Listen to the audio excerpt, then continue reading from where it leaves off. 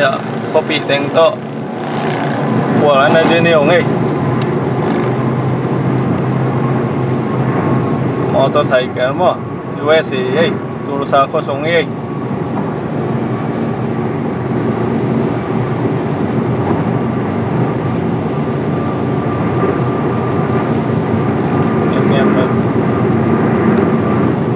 tấm mình gì mà đẹp đi motorcycle tem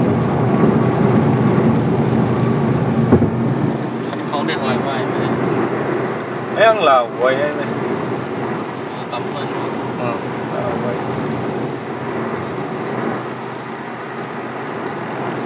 khôi nó mau khát con và số kia là không lai ngọc xây lại là quay mà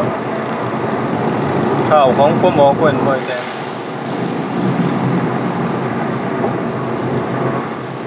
quên xiềng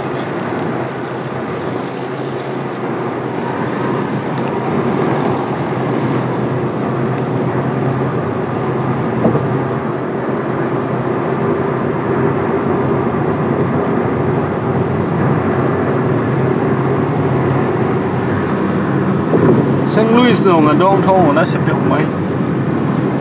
còn dùng tính đây là cái gì nữa ê qua bém kiểu cầu khẩn đi đều sông khó hạ xuống luôn mà bém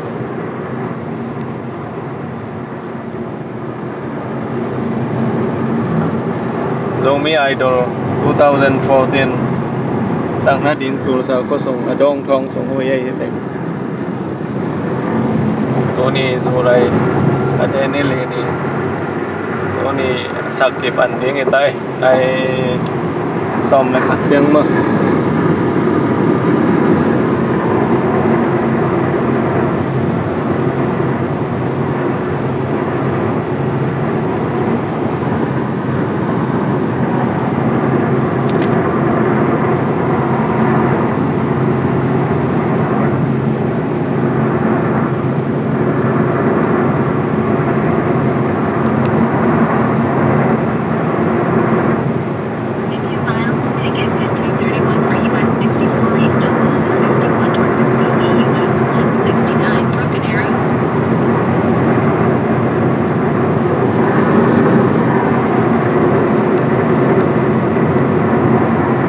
US na tun ra bang ruam na sa pen ra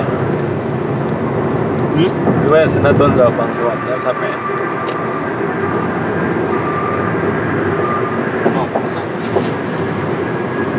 แต่เป็นหนอกกินได้เลยเขาเอาหนอกสักวันบางวันหนอก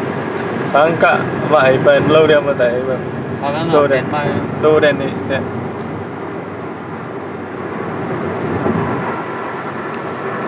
còn vì sáng cả dòng lại thì lục chiêng nuông hết cái mà thấy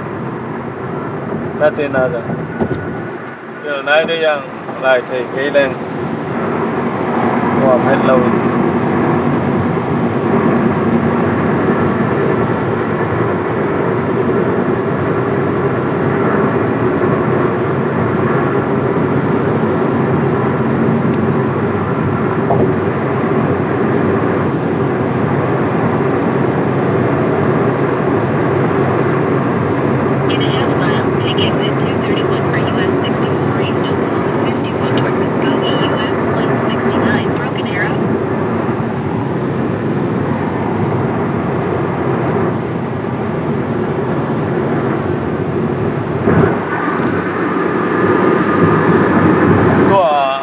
cũng mà khi dần suy là bén mày kìa